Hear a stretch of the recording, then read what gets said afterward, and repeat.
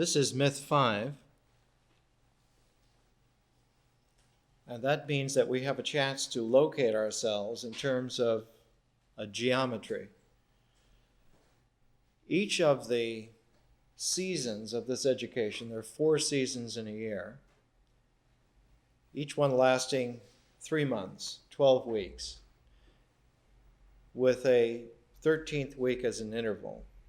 This allows us to make a series of 12s which divides itself into 4s very easily, so that there are 3 squares, as it were, 3 4-week sections for each of the seasons. So that the 12 weeks are divided into 3 sets of 4 each. Now this square, this 4-lecture sequence that also makes a square, allows us to shift from a line to a pattern. If you have a sequence of 4, you can either go 1, 2, 3, 4 in a line, or you can go 1, 2, 3, 4 in a square. And the shift from a line to a square is the shift from a sequence to a pattern. And this is one of the most fundamental techniques of learning. Because as soon as you can move from a line of development to a pattern, one moves from experience that is perceptually tied to an ability to turn about from perception to conception, from the line to the pattern, and a pattern always signals recognition.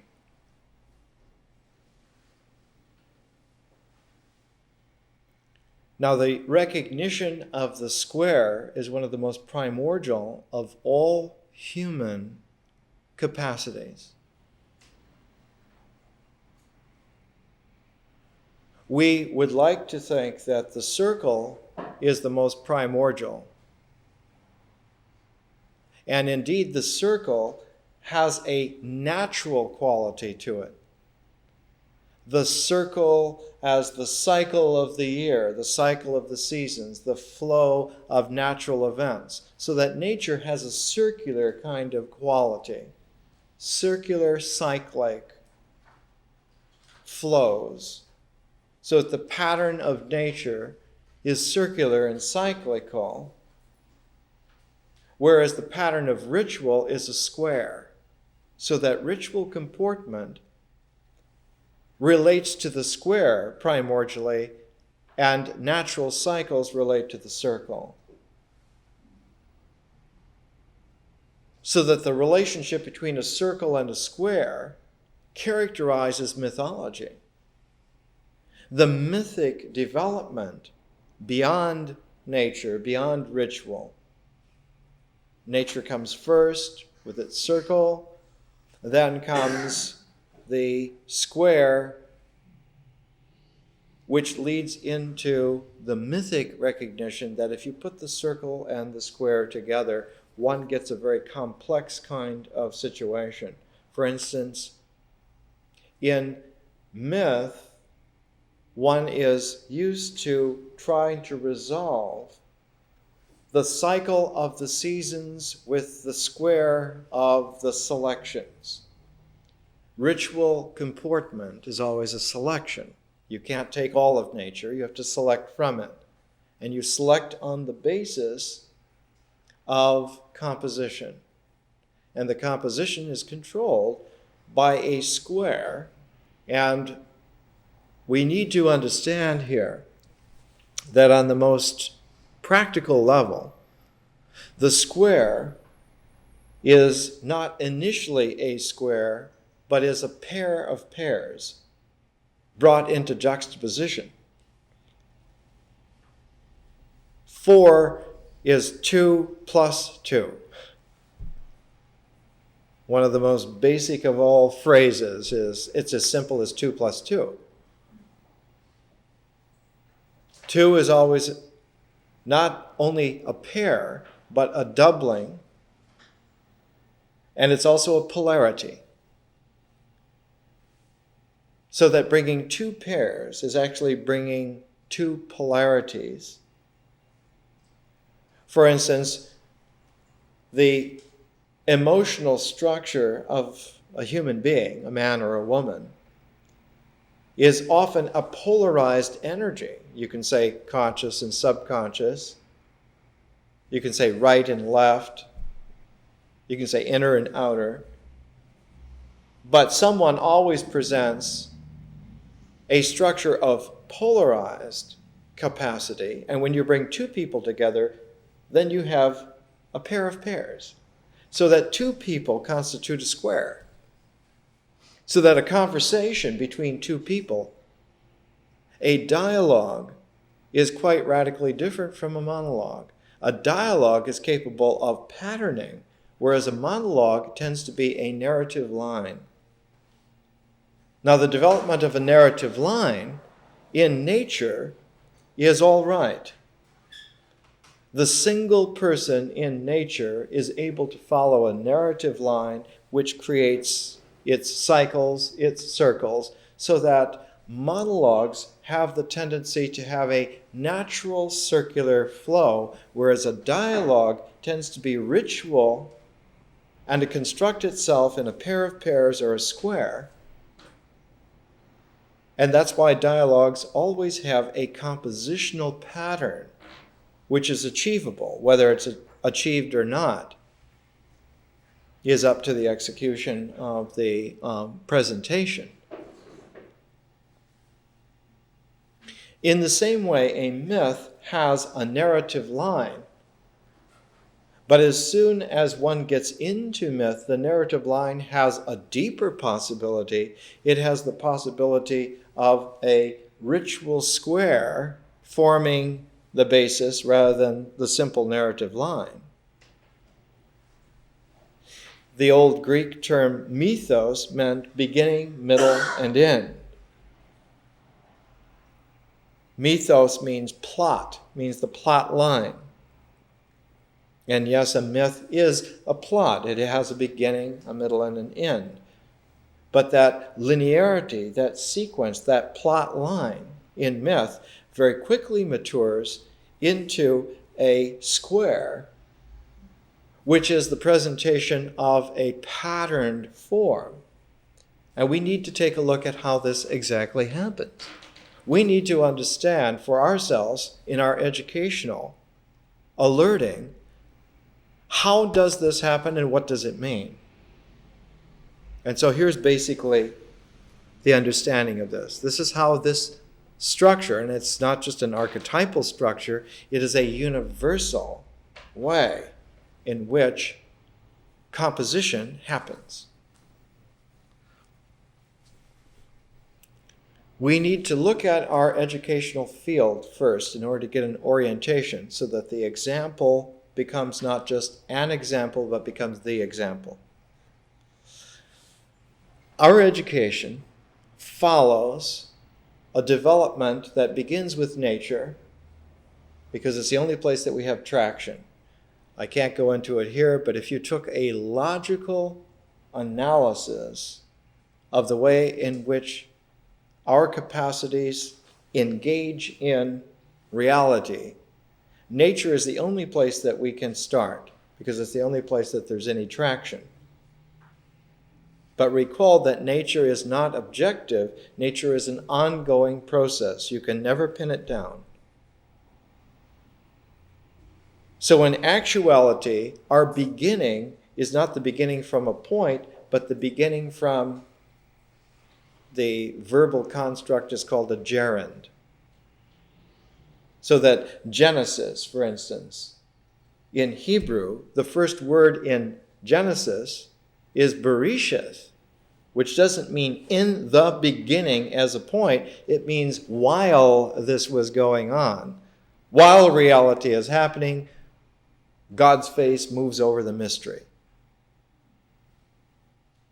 And the polarity between God's face moving over the mystery creates an energy that creates the universe. So one has to understand that nature is a flow process. It's always ongoing. You cannot pin it down. It is ignorant to try to pin it down. The realistic way, the actual way of relating to nature is to flow with its process for a while. What was the old Indian prayer? Never condemn another man until you walked a mile in his moccasins. Don't prejudge nature until you've flowed with it for a while in its terms. What are its terms? Ongoingness and non-objectivity. Just being in the flow is how it was phrased about 30 years ago. Whereas ritual is objective. Ritual is always a selection, not a conscious selection. Not necessarily conscious at all, but a selection.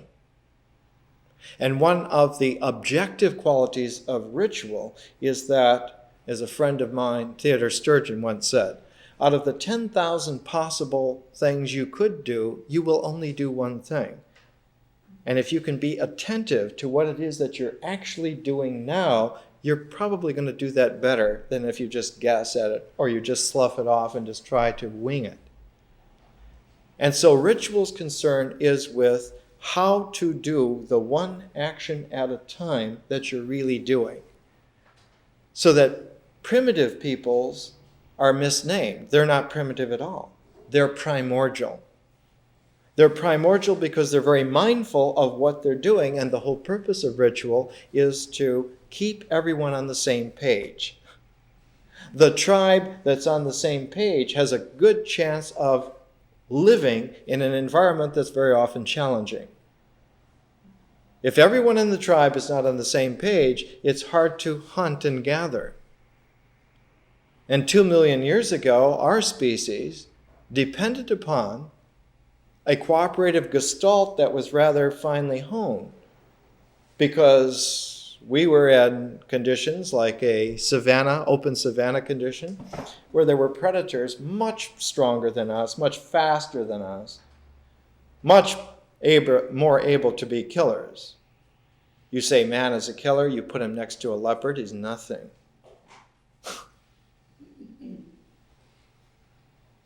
But not just a leopard, you put man against a pride of lions, where you have 5 or 6 lionesses who are heading the kill combo. If man and his 2 million years ago ancestors didn't learn to cooperate together, they would never have outpaced the lions. But he learned to outpace the lions, not by consciousness initially, but by the ability to ritually be on the same page, because selected activity was honed. Now we saw with Jane Goodall and her investigations of chimpanzees. Chimpanzees split off from our DNA genome already about 70 million years ago. It's not like man is descended from apes. It's that apes and men, great apes and men, are descended from a common ancestor genetically, but more than 70 million years ago. And our particular species that's surviving now, Homo sapiens sapiens, can be traced to a single ancestor about 4 million years ago, a woman, Lucy. And Lucy was together. She was only about 4 feet high. But her kind survived well enough to get all of us here with all of these capacities. How did they do that? They did that because they were objective in what they did. So that ritual has the first objectivity. Now, nature and ritual go together. The one develops out of the other almost like a precipitation. It's like in the weather of nature comes the rain of ritual. And once it rains, then you can do something about it. You've got water to work with. So ritual selection is objective. But just as objectivity reigns out of process, once it collects in its objectivity, there is an ongoing ecology. The water that is objective now tends to evaporate and create another process. And that evaporated water, the evaporation of the objectivity of ritual, creates the steam of what we call myth. So that mythology is again a process. Mythology is never objective. And the process of myth is that of language. So that language is an ongoingness, an ongoing flow. Not too long ago, one of the most efficient power groups in human history, the British Empire, decided to codify the English language perfectly for all time in the form of the Oxford English Dictionary. And with this Victorian British Empire expectation that they would make the perfect, complete index to their language, they started in the 1870s and finished in the late 1920s. And they produced huge red leather volumes, 3 or 4 inches thick, embossed with gold, stamped with Oxford University Press. And they read every scrap, every book, every pamphlet, every page ever printed in English, every document ever written in English from the earliest days. How early? Back in the times of the Venerable Bede in the 600s. They read everything ever written in English and indexed every word in all of its historical usages, and they finally finished the publication in 1928. And immediately they had to start keeping track of the developments of the English language, and the supplements grew so much that after one generation, there were enough supplemental pages to make an extra volume.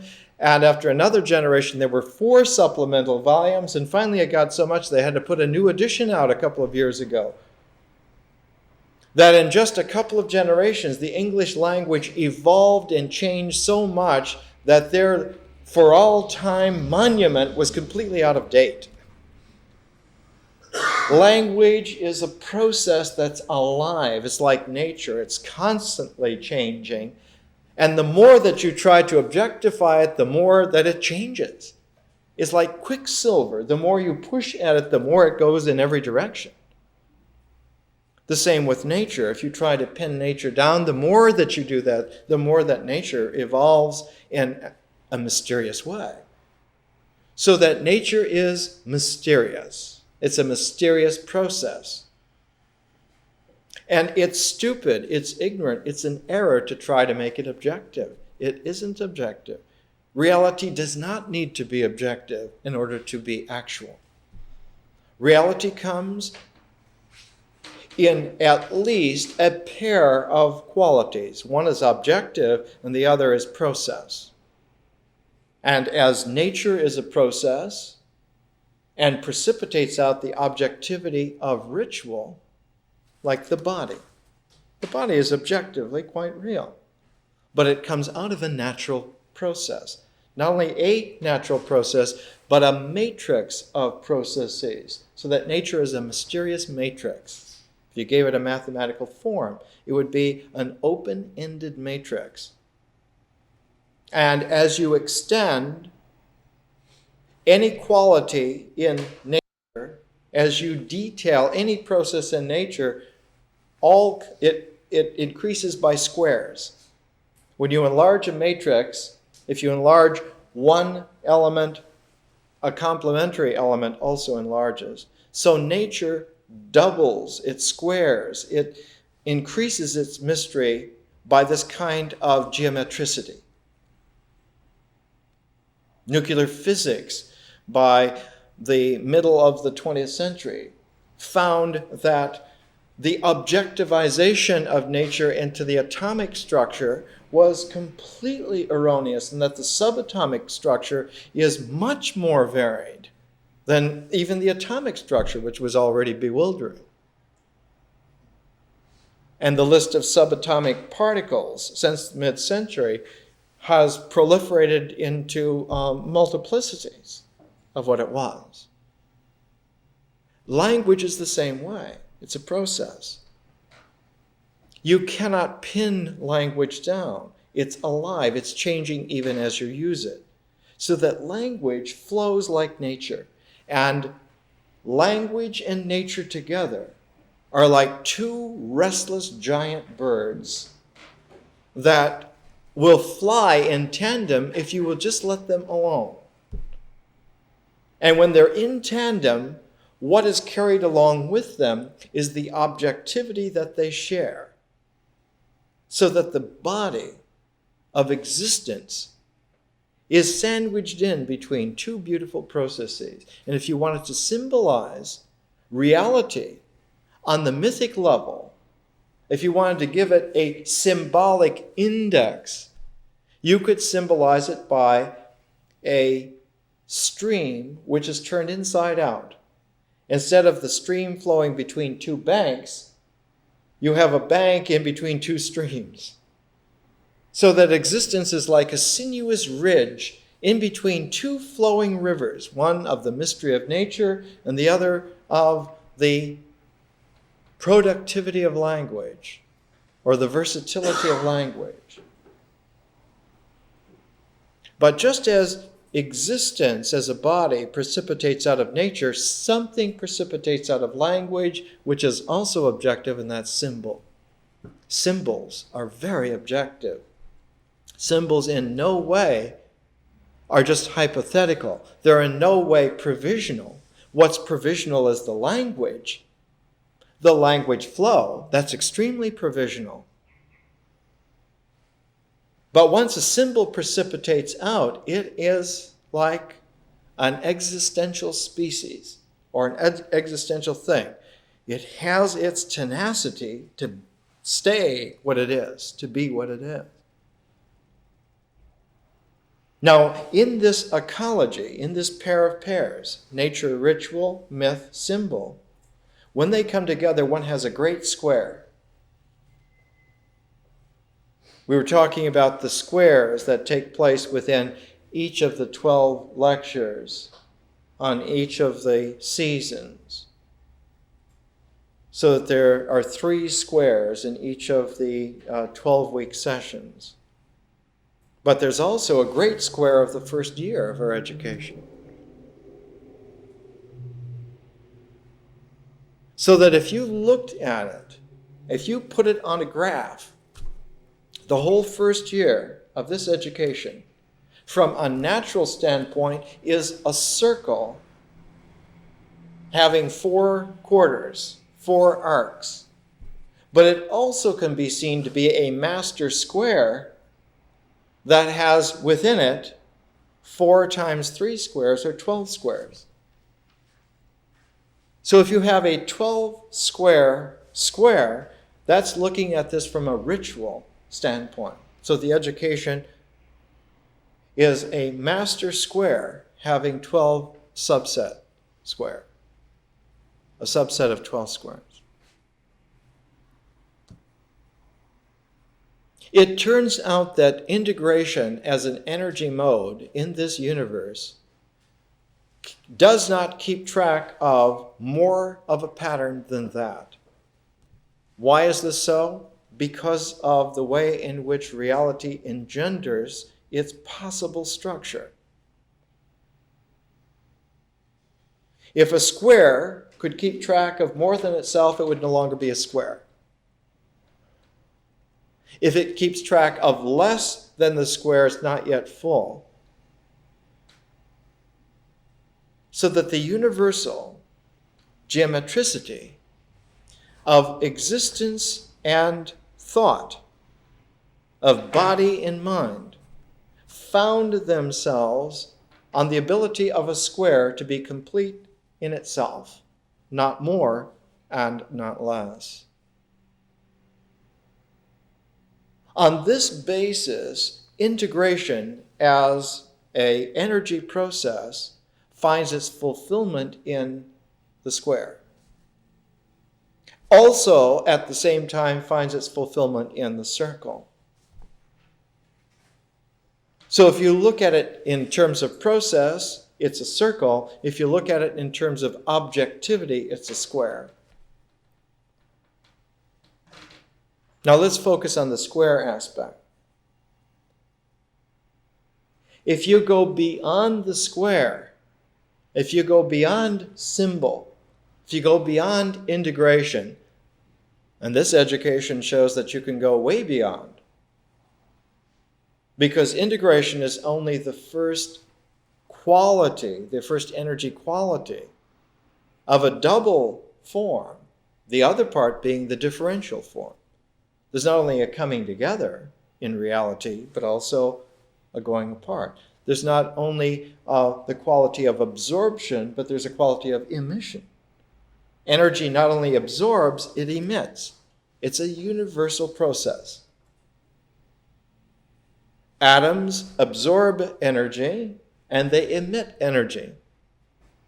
They absorb electrons and thus energize, and they give up electrons and they ionize. So that this absorption and emission, this integration and differentiation, are a double, they're a pair of qualities that apply to universal energy. It's the way that it works.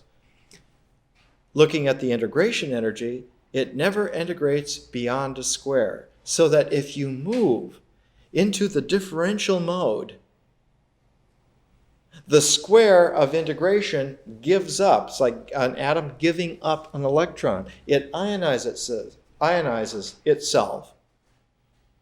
The square, which began with nature and went to ritual, went to myth, and went to symbol, if you move beyond symbol into vision, as vision comes into play, nature goes out of play. It's not that nature no longer occurs, but nature now occurs, as we would say in the middle of the 20th century, it occurs subconsciously. I try to refrain from using the term unconsciously because it's a misnomer. There's nothing unconscious. Subconscious will do.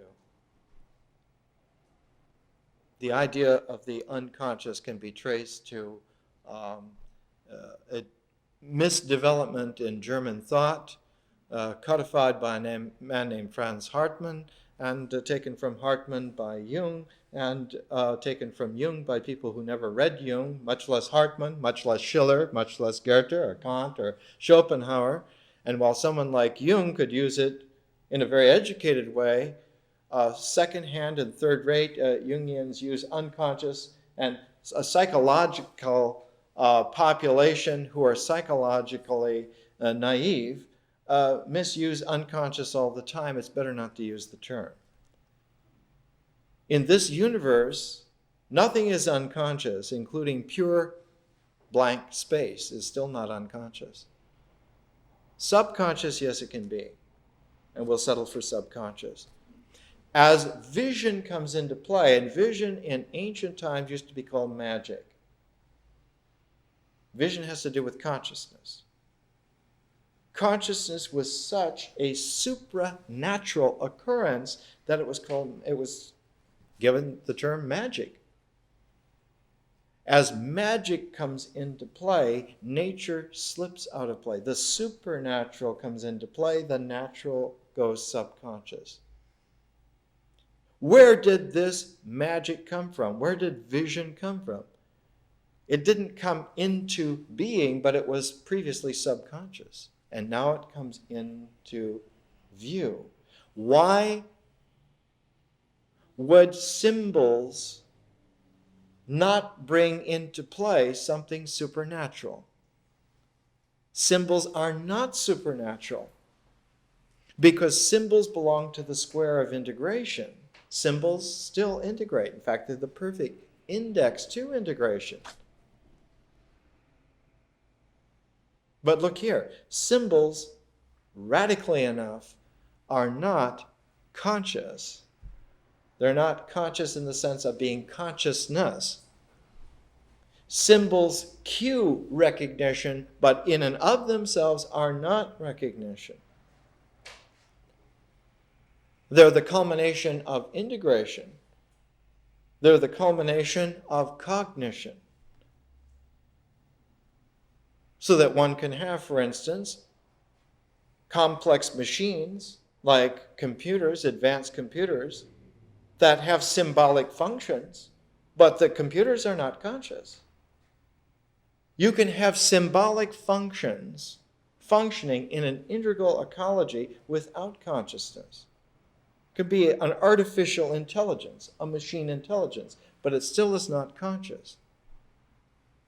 Or to say it in a kind of a wizardry way, machines are never magical, no matter how complex they are. Even if they can do symbolic functions, there's no magic to them. They have no vision. It takes a complex transformative species like us to get it and to move beyond it. And that we can move beyond it with effortless impunity means that we're even more mysterious than nature. We dance out of the limits of integration without batting an eye. Though when that limitation is first broached, as soon as you move outside the square of integration, one step into vision, one step into differential energy, you take one step away from nature in the square of integration. And the more that you move into vision, the less nature becomes an operative element in the square of integration. So as nature plays out, phases out, and vision or magic phases in, the basis ceases to be nature and shifts to ritual, so that ritual becomes the basis of a new square. The square of attention is no longer founded on nature as soon as consciousness is in play, as soon as vision as a capacity actually is working.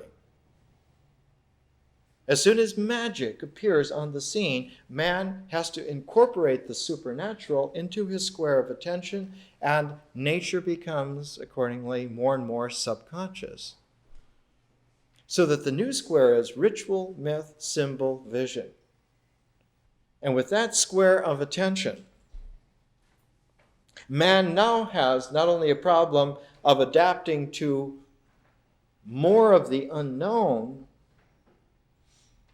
because there's a lot more of the differential unknown beyond just simple vision. What's beyond vision? Archetypally, we call it art. Art is beyond vision. Because vision is a process, and like every process in the universe, it has its objectification. Art precipitates out of vision. Man has magical capacities hundreds of thousands of years ago, but there was no art until about 25,000 years ago. And the sudden appearance of art shows the maturity of vision. Just like when nature, in its mysterious processes, mature, existence happens. Just like language, when it's mature, symbols happen. So when vision is mature, art happens, precipitates out. So that art is objective. So that the body is objective, the mind is objective, and art is objective. All three are objectivities, phases of objectivity. Nature and language as myth and vision as consciousness are all processes. They work together. And we'll find that there's a fourth process called history. And there's a fourth objectivity that we currently call science, which has to do with the cosmos, has to do with the objectivity of the cosmos. There is an actual cosmos, quite real, but that cosmos does not precipitate out of nature. It's not at all identifiable with nature. The cosmos is a differential form of very high energy that precipitates out of the process of history. When one mystically speaks of God on his throne in heaven, he is the Lord of history. He's not at all tribal God.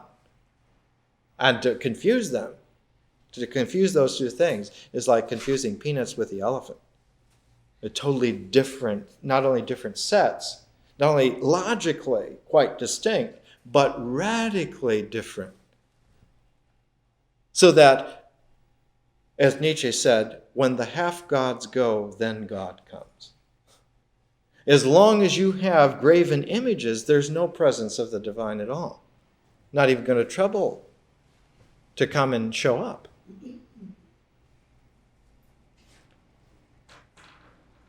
A Frenchman once wrote about the personification of the spirit of romance. He said, "She is a gorgeous dancer who will not arrive until you make a dancing floor for her.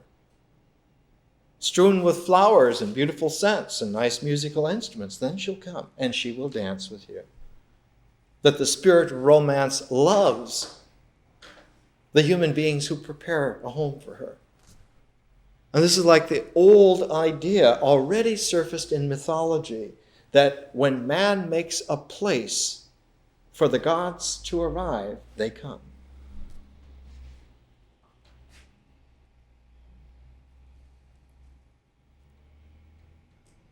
What was it, Phil Alden Robinson's Field of Dreams? Build it and they will come. If a person is ready and prepares a place for the divine arrives. Not because it's compelled to arrive, but because of reciprocity. Because that deep universal truth and that tribal man already learned hundreds of thousands of years ago that when you open your arms to the mystery is there and with you. And then whatever you do, that mystery is with you. That presence is there, not as a haunting specter, but rather the term that survived for tens of thousands of years translates into modern day English as a guardian spirit. It's sometimes called a tutorial spirit. Tutorial because the guardian spirit energy is always one level above the high point of your consciousness. Wherever the top of your head is, the guardian spirit is always like a bird just over it. And if you raise your consciousness, then the guardian spirit goes up another order.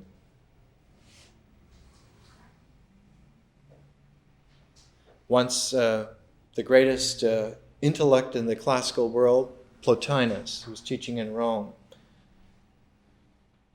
had a magus from Egypt visit him in Rome, and the magus wanted to show Plotinus' students that Plotinus was not just an intellectual egghead, but was really highly energized spiritual teacher. So he wanted to engender Plotinus' guardian spirit to show on what level it was. But in order to do so, they had to find sacred ground, pure ground. Rome at that time had over 2 million people. The only patch of sacred ground left in Rome was the Temple of the Vestal Virgins in the Forum.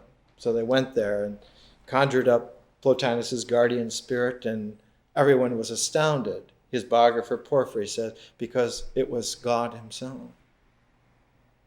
That Plotinus was high enough spiritually that his guardian angel was God, not any intermediate at all. So that we have the capacity, like Pico della Mirandola said in the Renaissance, man is great because he is improvable to the point of divinity. He can rise step by step and reach the highest because he can get to a point to where his personal teacher is God without any intermediary. And you can be lifted very easily with one hand pull from the summit of man's achievability into heaven, into the divine, into the cosmos. So it's this kind of equality, the square of attention. If it shifts by development, by growth, by transformation, so that it includes a little bit more, and it starts to include magic, starts to include vision, then nature slips into a subconscious quality. And man then has to check himself. If you're ritual-based, if your square of attention begins with ritual, and includes myth and symbol and vision or magic, you have to then keep track of nature as something subconscious, as a presence that has to be invited to participate because you're not quite sure that it's there. And so you have to arrange yourself. That's why rituals are always careful to be attentive to nature, that nature is welcome, that nature is able to flow in through the square of attention. If ritual is the basis, this is your problem. But look here, as soon as art comes into play, the more that art comes into play, the less that ritual is in that square of attention. So that when myth is the basis of the square of attention, you have myth, symbol, vision, and art. Now you have a really mature culture. And we say that a culture is made because its mythic basis it has integrity. But when the square of attention is myth-based, its highest reach is art, which has to do with the person, the personality. Yes, you have language as the basis, and you have symbols, and you have vision, and you have art, but now ritual comportment, the body existence, is now in the subconscious field. So you have all of nature and you have all of existence, all of the objectivity of existence that you have to compute for, factor in. So that in the cultural level, one cannot deal in a familiar way with nature or with existence, but has to deal in a preparatory way to invite it in, to invite it to participate. And as we'll see, one of the great problems haunting man for the last 6,000 years, unsolved, that when you move into a historical differentiation, myth slides into the subconscious. When you have a square of attention that begins with symbols, begins with the mind, you have symbols, you have vision, you have art, and you have history. All of language slips into the subconscious. All of culture, all of feeling slips into the subconscious. No wonder one, with a problem, crisis, on the basis of a symbolic square of attention, one says, my God, there must be an unconscious, because feeling is no longer available. It's with existence, it's with nature in a subconscious mode. So the more one goes into a differential capacity, one has all of the integral capacities, but they're increasingly subconscious and not available for instant integral use. So you have to begin to prepare.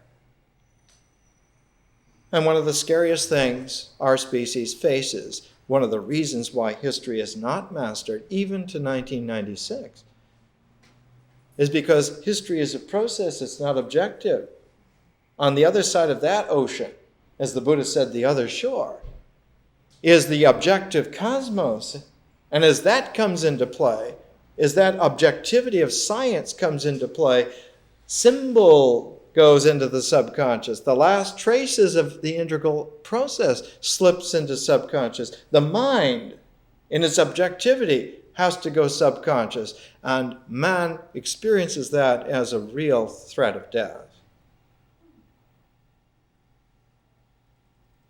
There are a lot of parlor eggheads who easily let the body slide into subconsciousness. They pay no attention to the body whatsoever, quite easily. They are fearful of letting anything of the mind get out of control. The neurotic is not a neurotic because bodily processes are subconscious. They're used to that. Let the lungs handle breathing. Let the veins and arteries handle the cardiovascular system. But the mind, oh my God. What was the phrase? The lyric, one of the Jim Morrison songs, Crystal Ship, before you sink into unconsciousness, Let me have another kiss, another lashing tress. It's a very fearful thing. Losing one's mind to the advance of the cosmos is equated to going mad in face of an unknown divine. And this, of course, one of the two great examples of European thinkers around just before the turn of the 20th century who faced this squarely were Friedrich Nietzsche and August Strindberg, who consciously faced that particular interface of having the cosmos become very objective to them on the other side of history and experiencing the loss of their minds and the whole integration process. And both Nietzsche and Strindberg kept detailed accounts of how this happened.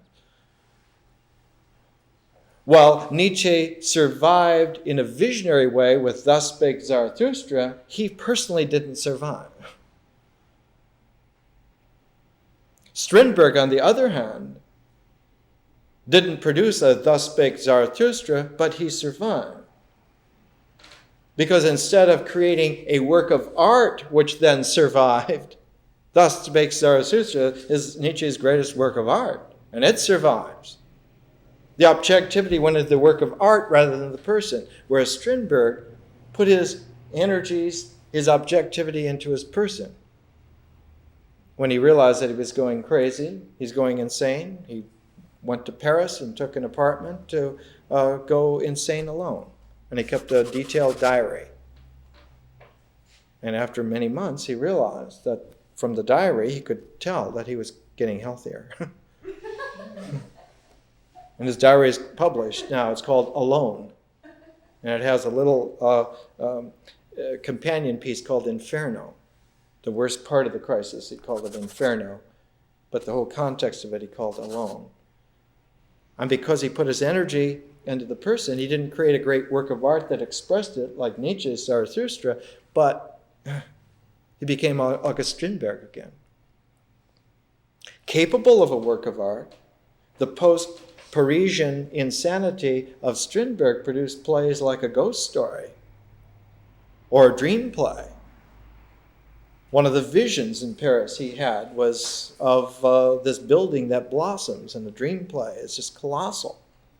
And one then says of this that this is surrealist art. Well, all right, surreal, but what it really is differential person coming into maturity by letting cosmos become objective and the mind become completely subconscious, the integral process becoming completely subconscious. What is the upshot of this? On universal law, we only have a square of attention at the most.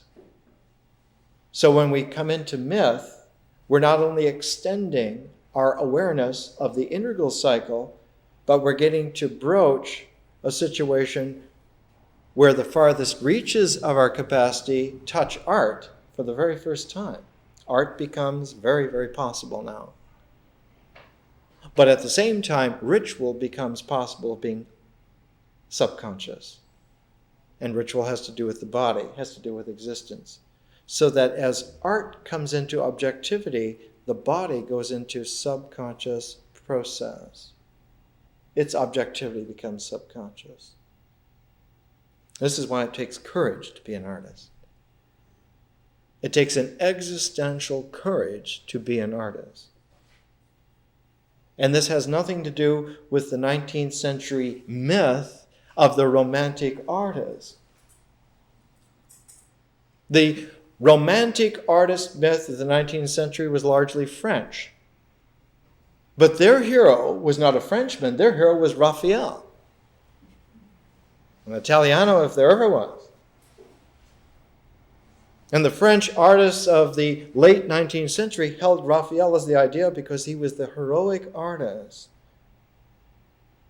who was able to transcend and let the differential plays of art come into reality, even while his physical existence disappeared. went invisible.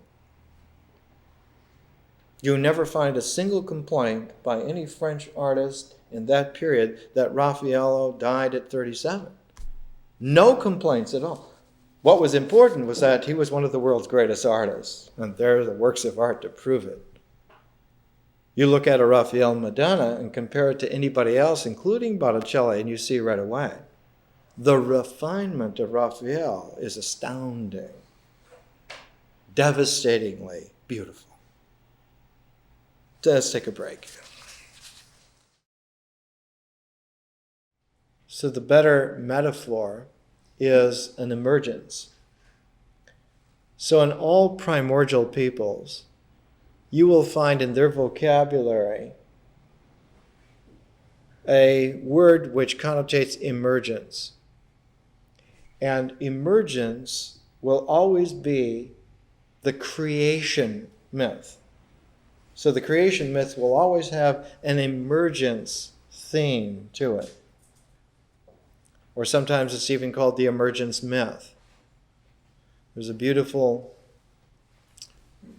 volume written about 30 years ago by a Jungian analyst named Sheila Moon on the emergence myth of the Navajo. Because the emergence myth of the Navajo is of coming up through different world orders. And the Navajo got it from the Hopi, and the Hopi got it from themselves. And what's interesting is that the Navajos, who speak an Athabascan language from southern Alaska, which is where they originally were, until just a couple of hundred years ago, they took the Hopi emergence mythology because it was more comprehensive from theirs. Hopi language is Uto-Aztecan. It goes back quite a long ways. The Hopi are of different blood type from the Navajo. The Hopi belong to the first incursion of Homo sapiens into the Americas about 25,000 years ago, whereas the Navajos are more recent. They came about 12,000 years ago. The Hopi and the Zuni, the Aztecs, the Mayans, had adapted themselves to the American land, the land of North and South America, for over 10 to 15,000 years, longer than the northern Indian tribes like the Blackfoot or the Cree or the Hopi, the Navajo. The longer a population are with the land, the more of an impress the land is allowed to give to that people. So there's such a thing as being a native. And a native is always someone who has the spirit of the place in their bones, in their blood. They belong to a place. And you can always tell someone who is a native of a place because their bones and blood speak the language of the geography. And the geography responds to them. Henry Wadsworth Longfellow put this into his great epic on Hiawatha.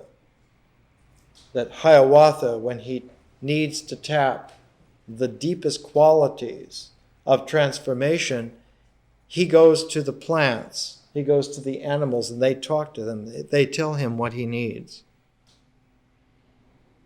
One needs to have that kind of a language. And that interface, the interface between myth and nature, between the process of the mystery of nature and the process of the experience of language, interfaces on the body of existence. So that when you have that interface, the bones and the blood, the flesh, is objectivizing the interface of those two processes, so that one's language on a mythic level, when one is really deep as a native of some place, one's language vibrates with the landscape. It isn't just that words have a natural referent. It isn't just that a word means a thing. That's a total misunderstanding. It's a low level of intelligence. It's not the operative way at all. You can't get any understanding on that reductive basis. The actual occurrence is that the vibratory qualities of the language are in sync with the vibratory qualities of the natural process. And the registry is in the existential intermediary, like the body, like the bones, like the blood. So that in short form, one says that when one is really at home in a place, the flow of one's blood is a part of the landscape. So that the purification very often is to ritually put one's blood into contact with the ground. Not out of superstition. That's a reductive misnomer. It has nothing to do with the primordial intelligence of men and women. Even hundreds of thousands of years ago, already, they're very intelligent in terms of feeling, tone, relatedness. One brings some of one's blood into contact with the land, makes a blood sacrifice to anneal the mystery of nature with the language-structured culture of the tribe, with one's feeling-toned intelligence on the interface basis of the body of existence.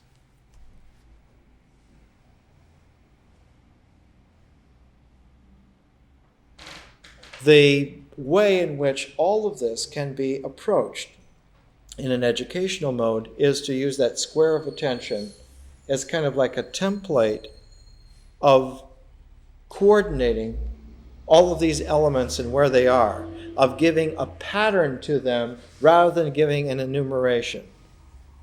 So one of the books that we're using at this time, Myth 5, Myth 6, Myth 7, Myth 8, the middle 4 lectures, the middle square of mythology, we're using Ruth Benedict's Patterns of Culture. And then paired with it, Sir Gawain and the Green Knight. We're using an Arthurian Christmas story to go with an American woman anthropologist who investigates the fierce Dobu, the wonderful Zuni, and the practical Quackydoodle. Why are we doing this? Why are we pairing these together? Because both of these particular texts, this pair of books, addresses it themselves separately from their various authors, separated by 600-700 years of history. But the concern is focused on this middle square of myth, where exactly language begins to be the firmer basis of a square of attention that reaches all the way to art. The possibility of the person comes into view, rises above the horizon, just like the rising of the moon. So in myths, in the maturation of mythology, the full moon becomes like a symbol of the possibility of full personhood. Even in something as advanced as Mahayana Buddhism, they always hold the full moon as symbol of enlightenment. It is not a superstitious quality of a circle of women getting together to make a space for the full moon light to come there, drawing down the moon. Is not a superstitious witchcraft activity, but is a deep symbolism of the integral process by which, as ritual, as existence, as the body slips into a subconscious mode, the person comes into a conscious mode, becomes available, Not that the person is there yet, not at all, but becomes available, becomes possible. The square of attention could extend that far. So that someone like Ruth Benedict has a pair of great concerns, culture and personality, together. Culture because it's the basis, personality because it's the finest flower. A book that came out about the same time as this, a little bit later, Jean Lasitsky, was entitled 4 Ways of Being Human. Took 4 different tribes again and showed that one becomes human in many strikingly different ways, but nevertheless recognizably human. But Ruth Benedict's Patterns of Culture is the all-time presentation of this. And we'll see that Sir Gawain and the Green Knight is also about this kind of equality, the mysterious possibility of the objectivity of the person on the basis of a cultural maturity in which ritual has sank into subconsciousness. And part of the difficulty of Sir Gawain and the Green Knight is that it is written by someone who is extremely sophisticated, who we don't know, it's anonymous. It was written in the 14th century. And one thinks, well, the 14th century, what did they know? But the English language in the 14th century is the English language of Chaucer. And Chaucer's English is very refined. And what is Chaucer's English all about? It's about the delineation of character. The English before Chaucer is about events, battles, stuff. Whereas English of Chaucer's day is about people. The Canterbury Tales is about the incredible variety of people journeying together on this pilgrimage. The pilgrimage is not that important. The people are important. The narrative development of the Canterbury Tales doesn't talk about going from place to place on the journey to Canterbury. That's what they're doing for sure. But it's completely taken up with the stories that these individual people tell, disclosing who they are. So that Middle English is remarkably different from Old English. Old English has as its companion a very early German. Old English and German are very similar. But Middle English is very similar to French. Middle English and French, so that Chaucer's Middle English has a lot of French qualities to it. The Arthurian mythos is as much French as it is English. Whereas Shakespeare's English is a little bit different from Chaucer's English. Shakespeare's English, instead of being like Old English with its German and Middle English with its French, Shakespeare's English has Italian.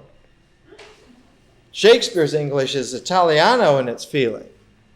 What are the casts of characters in his plays? They're Italian names. Look at The Tempest. Look at Midsummer Night's Dream. Look at Twelfth Night.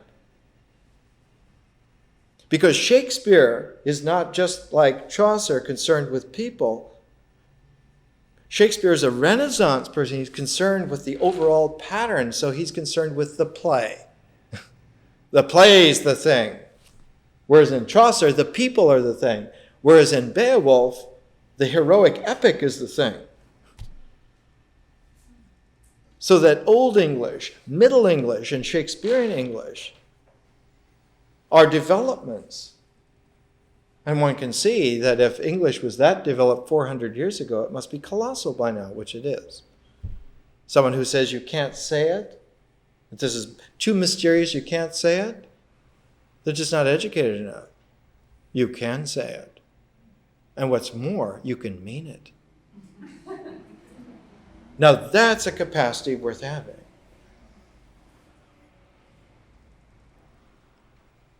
Ruth Benedict, a very curious kind of a person. Ruth Benedict is typical American in that she is both constrained by her family circumstances, by her birth, limited by a marriage to a man who never really understood her. He spent all of his time in his laboratory at Cornell University. He never knew what she was doing, or what she was, or what she needed to be. And consequently, she reciprocally never knew what he did. And so when there came a time for a maturation, she had to leave behind her family set of values and mores and circumstances. And when she started to step out, she discovered that she was stepping out into a vast unknown. That it wasn't just one step onto another step, but that there was no step particularly there, but that as she stepped, she gained traction in the unknown. And she discovered that to her, because she's quite intelligent, she wanted to explore this unknown. Who knew that the world had such variety of possibility? And so once she got started on that path, she used for herself a little rule of thumb. She would open herself up to experience, or to be more educationally precise for us, she would open her experience up into a differential possibility. At the farthest reaches would be a new personality, hers. And instead of towing the plot line that was given to her by family, by society, by marriage, instead of towing those lines, she would explore the pattern of possibility. And so she became very alert to the fact that the pattern of possibility not only contains unknowns, but is almost 100% unknown, but knowable. So that inquiry and exploration and taking chances and going out was a part of the intelligent way to live. And as she gained courage to do that, she found that she could fly in that kind of an air. That it wasn't vacuous at all, but was space. And as she got that spatial development, her freedom as a person grew. And so when she went to investigate, as an anthropologist, other people, she looked at them in that way. How are they free in the space of their unknown? And so when she went to live with the Zuni for a while, she became Zuni to be with them in the way that they are. And they looked at her and realized this is not another white person coming to advance their career by publishing some paper on us. She's living with us. Instead of going in and then interviewing the tribal members, she went in and joined a family and lived for a while until she was accepted to the family. And then the rest of the tribe felt the family interface of her. The family had accepted her, so they accepted her as a part of that family. And as she moved, then patterns became the indexing feature of the way in which she was able to explore their mythology. And she saw that their mythology not only makes sense, but it makes reality. There's a very deep, profound difference. Simply to understand some tribe, some culture's myth, or even to put it together as their whole mythology, that's not the way to go. One needs to see how that mythic pattern functions in an integral cycle of nature, ritual, myth, and symbol, but also functions in squares of attention that are ritually based or squares of attention that are mythically based. If it's ritually based, it reaches all the way to visionary possibilities, and if it's mythically based, it reaches all the way to personal artistic possibilities. But before you can get To the personal artistic possibilities, one has to deal with the visionary possibilities of a ritual-based square of attention. And so what are her earliest papers? Her very first papers.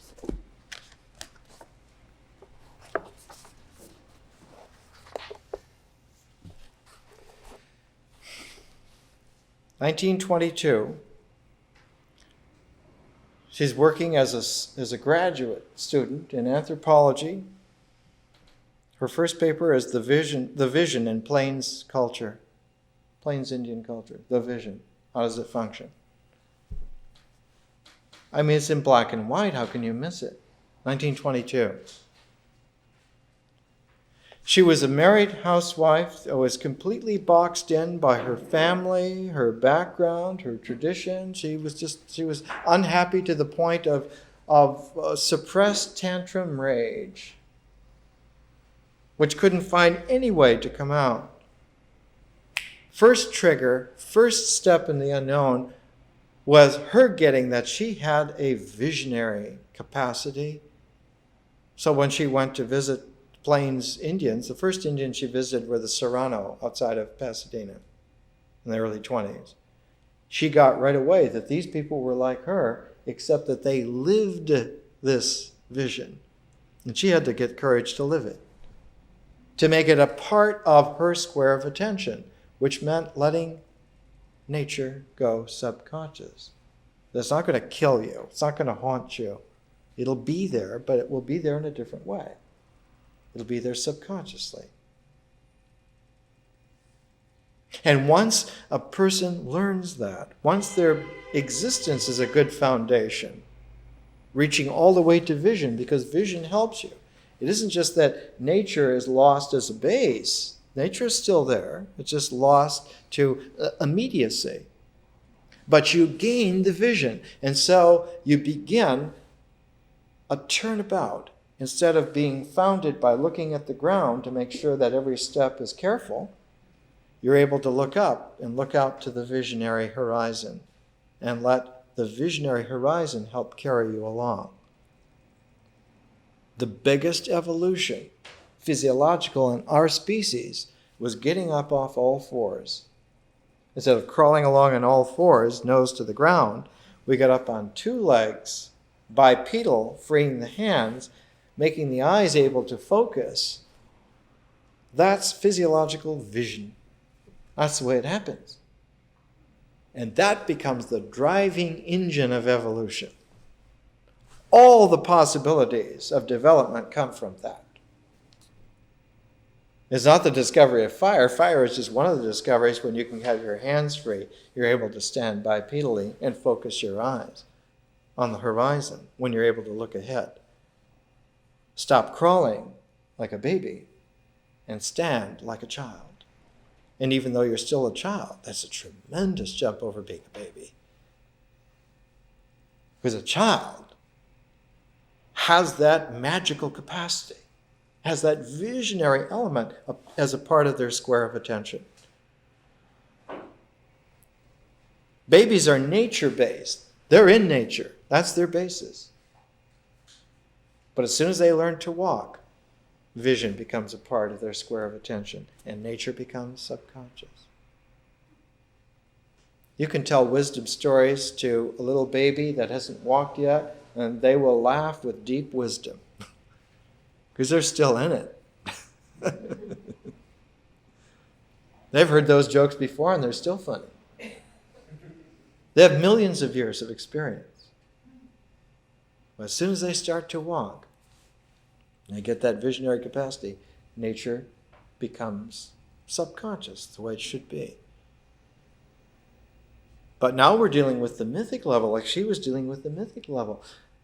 And once you make that shift twice, once nature becomes subconscious and vision becomes conscious, and then ritual becomes subconscious and art with its personal capacity becomes conscious, you get it that this is an ongoing phase form procedure, and you begin to look forward to more. What can you do with this? But also you begin to play with the two and hold the two up to comparison. How does magic and person go together? How do they play together? And they work together.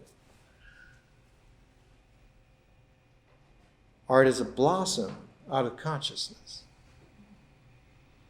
The person is a blossom out of magic.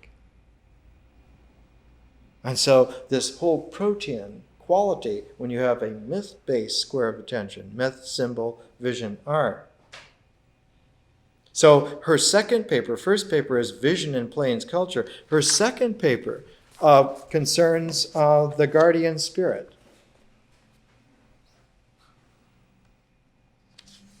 This is from Ruth Benedict, Patterns of a Life. And she writes here, the author writes, under the rubric of diffusionism, Ruth Benedict traced the spread of vision from culture to culture, noting the accommodation of supernatural to social patterns. In other words, the social patterns is the fabric of the culture, and the vision is supernatural. It's out of the natural integration square into the differential square.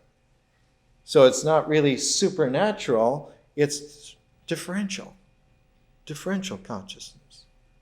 It works a different way. It doesn't come together, it goes apart. And it doesn't go apart in some kind of integral, parallel way. That would be a deconstructionist misunderstanding. Differentiation doesn't take apart. It lets the resonance of gestalts operate in a field of openness. A whole different outlook. At the same time that Ruth Benedict is struggling as a young woman, as a young anthropologist to do this, 1922, there are people who understand the differential mode of art to nth degree. There's someone like James Joyce who wrote Ulysses in 1922, which takes the resonance of the person and throws it into differential openness indefinitely. Or someone who takes the challenge of the difficulty and the precariousness, the perilousness of the whole advent of that, like T.S. Eliot, who writes The Wasteland in 1922.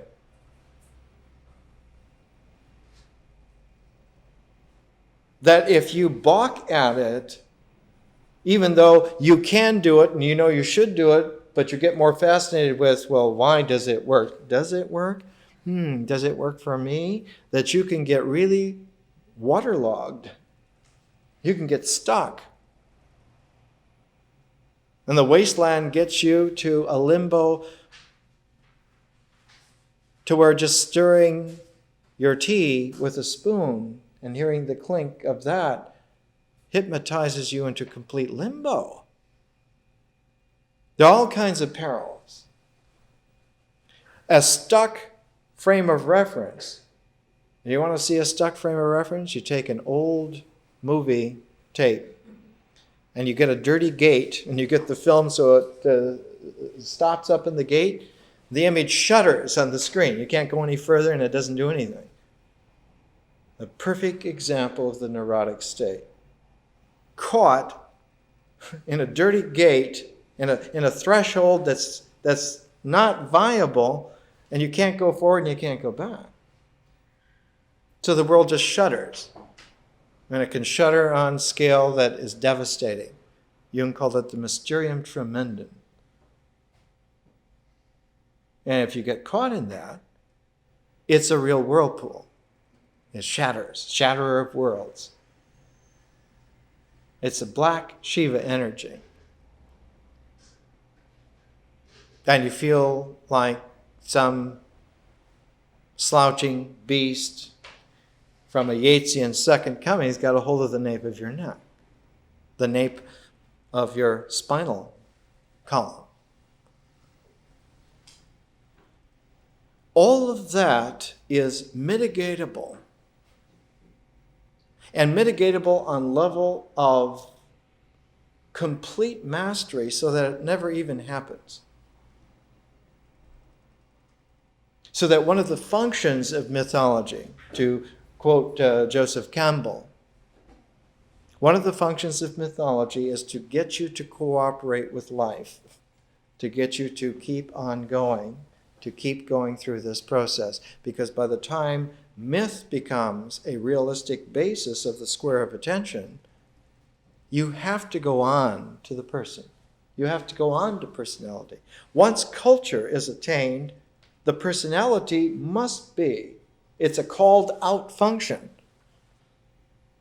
Once the culture is there as the base of the square of attention, that architectural plan calls for the person to arrive, calls for personality to be viable, calls for art. And the culture has as its medium of process language. So that once one learns to speak any language well enough for it to be the basis of the square of your attention, the achievement of personality is almost like a given.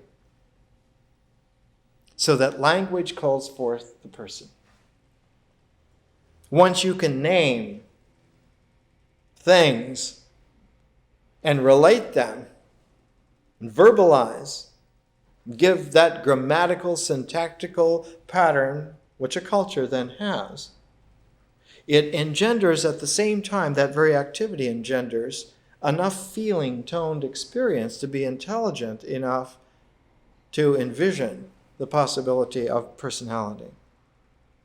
And like flower needs to blossom, needs to come out.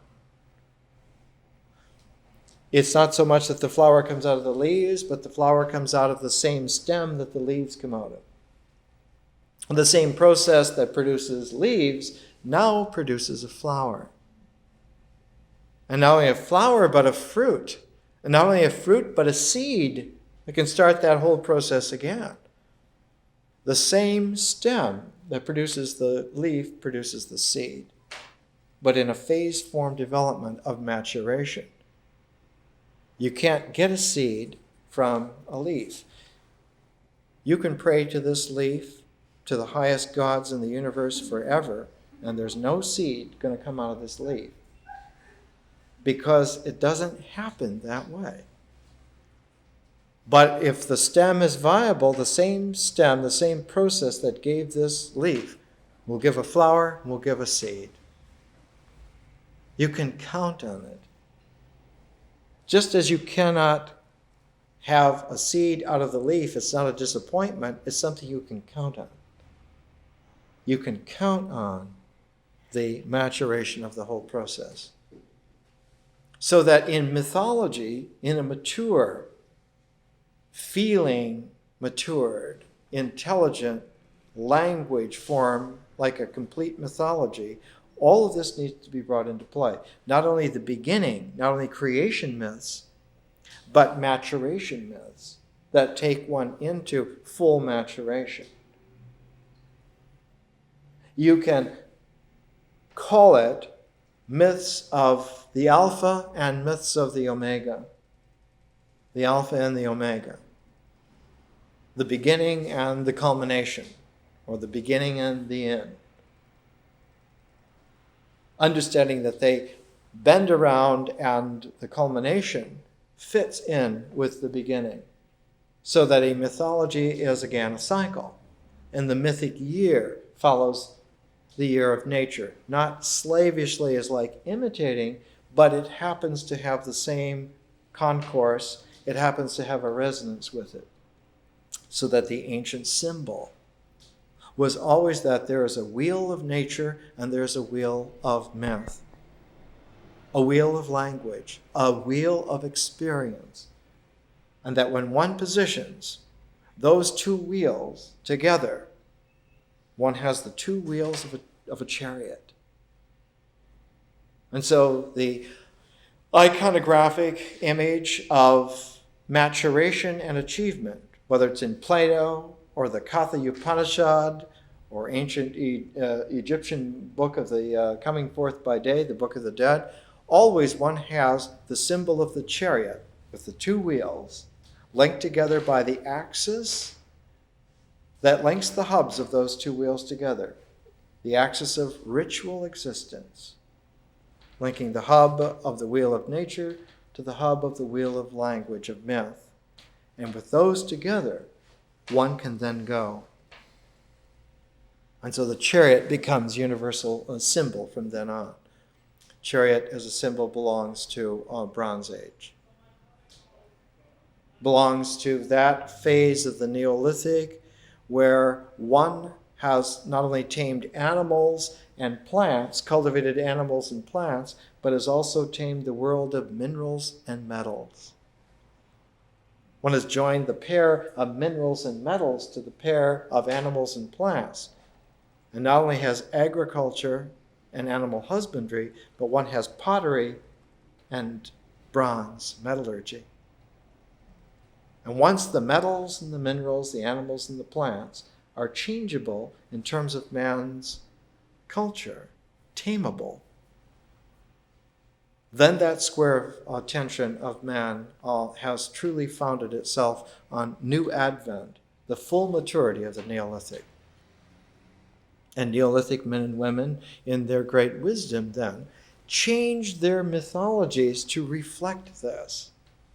And the Inanna myths, the Gilgamesh myths, which form a pair, it's the male version and the female version, of the mythology of the maturity of Sumer. That's the first time that one finds a mature Neolithic mythology quite distinct from an early Neolithic or a Paleolithic hunter-gatherer society. Inanna no longer is concerned with the old Paleolithic following nature, but is concerned with the maturation of taming nature. The first plant that one comes across in the Inanna myth is the huluku tree, which later becomes the tree in the Garden of Eden in the book of Genesis, of the transformation by which life becomes possible in a human-focused way. The tree of life, which has its complement in the tree of knowledge. And when one has both those, one becomes immortal like the gods, and knowing so. But just as there's a serpent around the tree in the Garden of Eden, the tree of life, the huluku tree also has serpent. That's where all this comes from. Moses, writing about 1250 BC, writes about 1,000 years after it was first mooted and written down by Enheduanna in the time of her father Sargon the Great. So one finds that all of these qualities on the mythic level need to be considered together, and the best way is by a pattern. Now, Ruth Benedict was uncertain about the term pattern. Here's a little quotation from Judith Modell's biography. Ruth Benedict never felt completely happy with pattern, quote, pattern, though she chose it for the title of her 1934 book and considered calling her 1946 book Patterns of Japanese Culture. It's called The Chrysanthemum and the Sword, written in 1946. After the Second World War, the West, the United States and Europe, needed to understand Japan in a really desperate way, because Japan was there to stay. Who are these people? What are they like? And it turned out that they're completely different. They're not European at all. In fact, they're not Western at all. They make sense in a cultural way to themselves that's extremely viable, in fact, challenging. So Ruth Benedict's The Chrysanthemum and the Sword. Notice the polarity? Yeah. Samurai and gardens. Gardens, chrysanthemums usually are gardens in a pot. It turns out the Japanese get it from the Chinese. In fact, they get both the sword and the chrysanthemum from the Chinese. The Chinese, the chrysanthemum comes into play in the 300s AD. The first great Chinese cultural poet, Dao Yunming, used to celebrate spring in November because chrysanthemums bloom in November. And he started the technique of presenting pots of chrysanthemums about to bloom in November to his friends to celebrate that there are 2 springs in a year when you're really Taoist. Anyway, the Japanese borrowed that. But the subtitle of the chrysanthemum and the sword is Patterns of Japanese Culture. So if you wanted to do an interesting square of attention, one could take Ruth Benedict's Patterns of Culture, 1934, which has 3 tribes, and Ruth Benedict's Patterns of Japanese Culture, 1946, and put them together. You have 4 different cultures: the Kwakiutl, the Zuni, the Dobu, and the Japanese. And you get a really interesting anthropological standpoint. Ruth Benedict's colossal intelligence.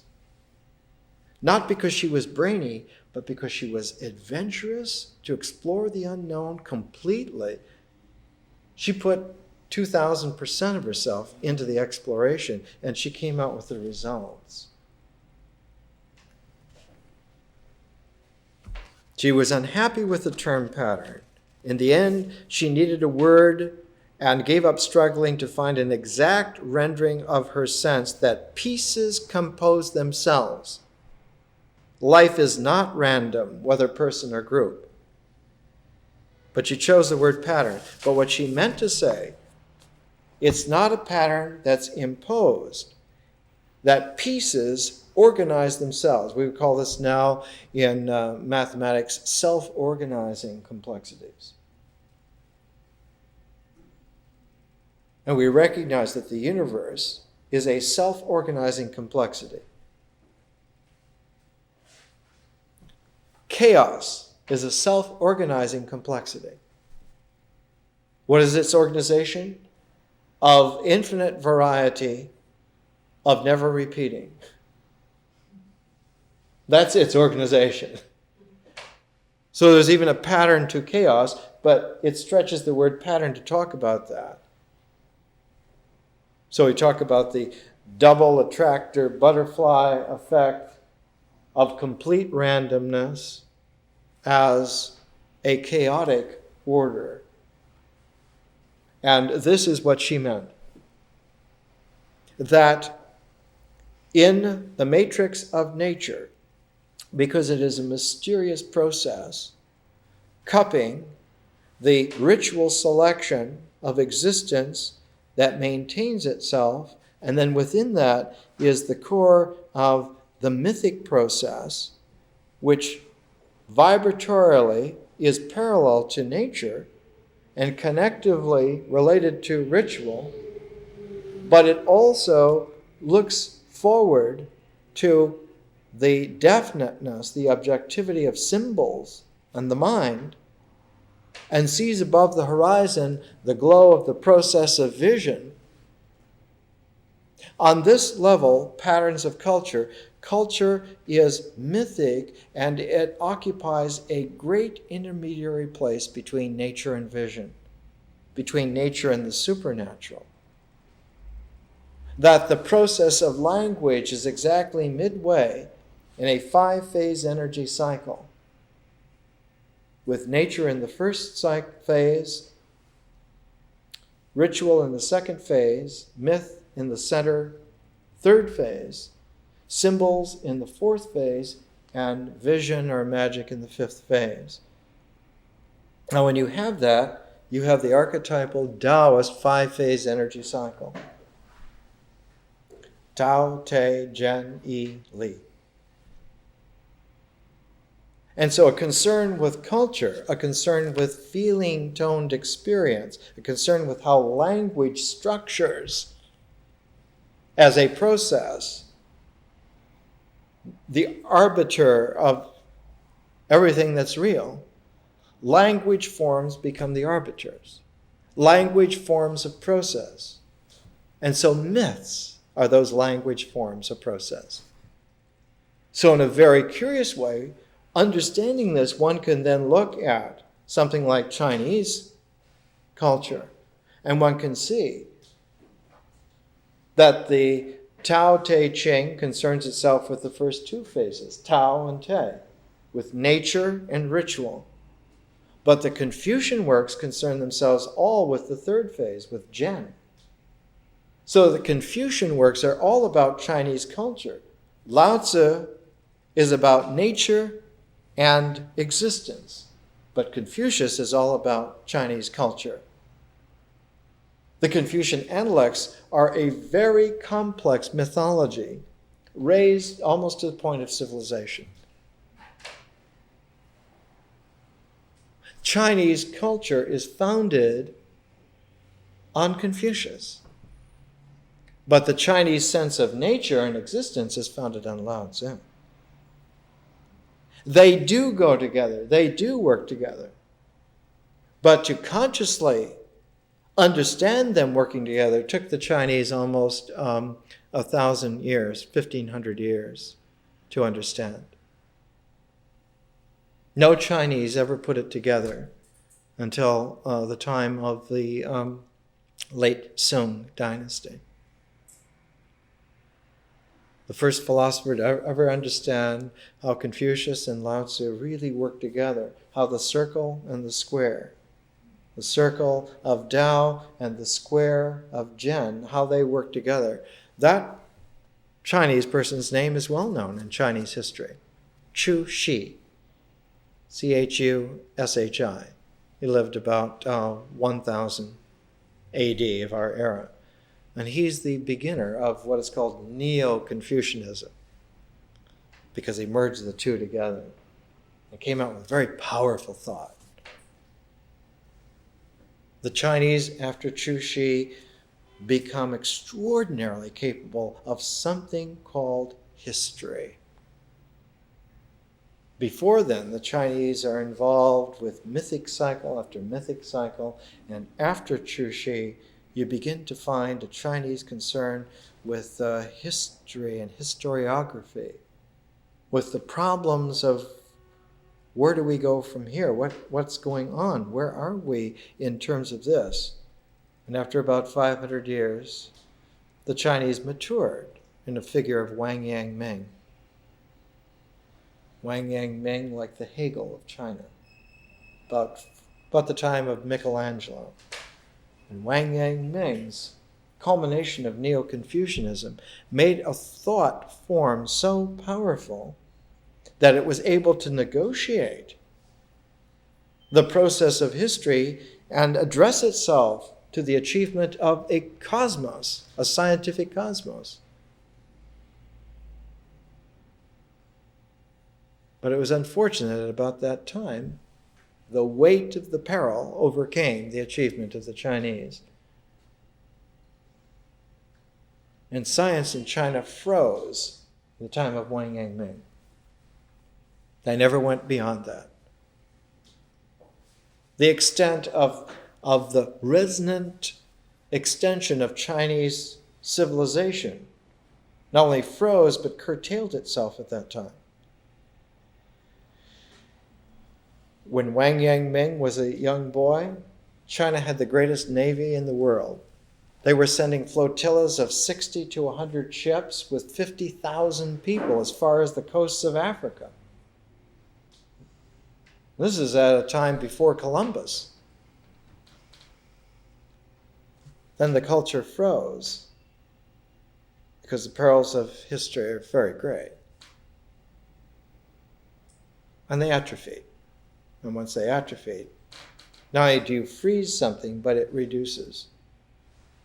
And China became increasingly identified itself, because reductionism always seeks to identified itself as the Middle Kingdom. Yeah, we're at the Middle Kingdom, but they didn't resonate to the whole world, whereas by the time of Wang Yang Ming, they were ready to resonate to the entire world. They could have done the British Empire thing by the time Shakespeare was born. China could have been a planetary power. Frozen.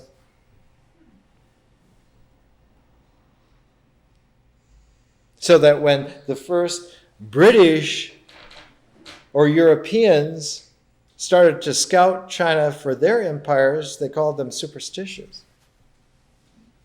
Because it only takes a couple of generations to atrophy that far, that fast. We're frozen now because we refuse to become interplanetary. 2 or 3 generations, anybody coming along will call us superstitious, our descendants superstitious, and treat them like fodder for what they want to do.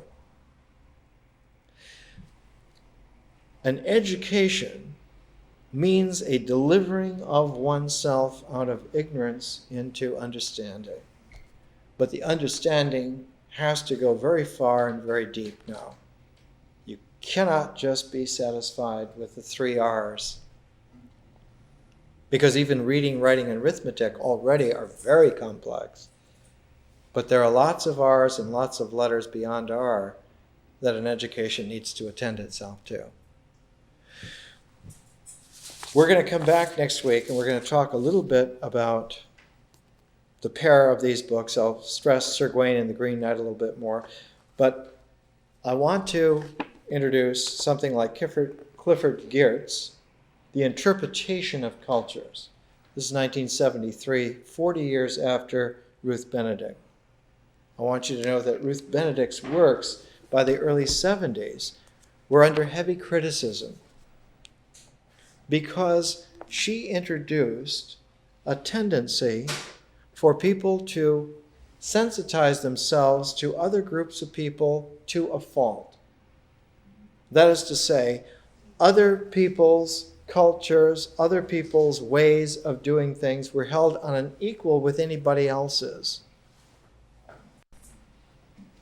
So that any primordial group on any island anywhere in the world were held to be a cultural equal to the classical Greeks or the classical Egyptians. So everybody has a right to do their thing equally, and it's this kind of bulging that produced a critical reaction, which is just now being mitigated. Just now.